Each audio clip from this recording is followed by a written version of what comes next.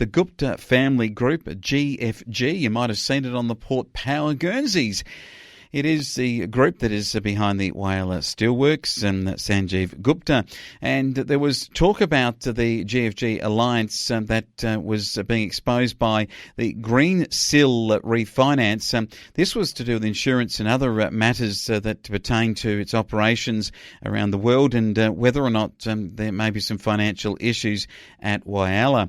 And with that in mind, there was talk and question even of the South Australian Liberal government about why it wasn't involving itself in some sort of a bailout to make sure it continued the steelworks there, the importance of those steelworks.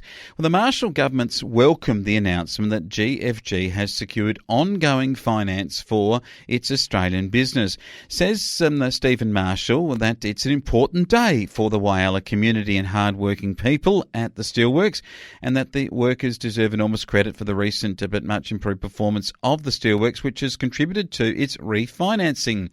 And this is Marshall's quote: "Our government remains a steadfast supporter of the people of Whyalla, the local council, and of course the steelworks and the Middle Back Ranges mining operation. The South Australian and federal governments have worked closely together to give potential financiers the confidence to back Whyalla."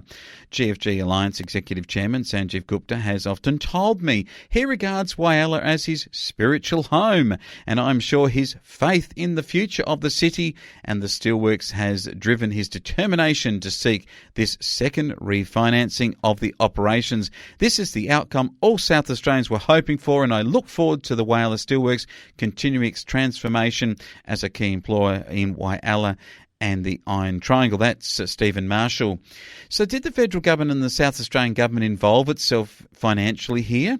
And if they didn't, then why didn't they? I suppose the question remains as to if we're supporting an international investment into Whyalla. If that was to be supported this time, then is it a little bit like Mitsubishi or like GMH, that if you support it this time, you have to keep on supporting it to keep it in the future? Otherwise, the threat is that they will no longer be here. The financial deal hasn't been revealed by the Liberal Premier, but the opposition has also, as you would expect, welcomed the announcement from GFG.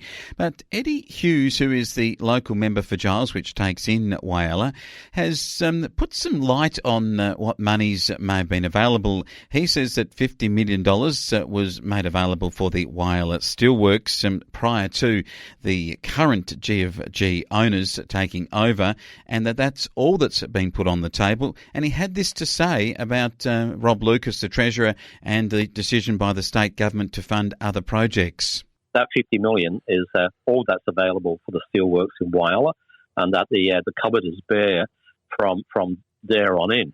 Now, I was staggered that just over a week after he said that, the Marshall government dropped $750 million on the table for a basketball stadium in the central business district in Adelaide.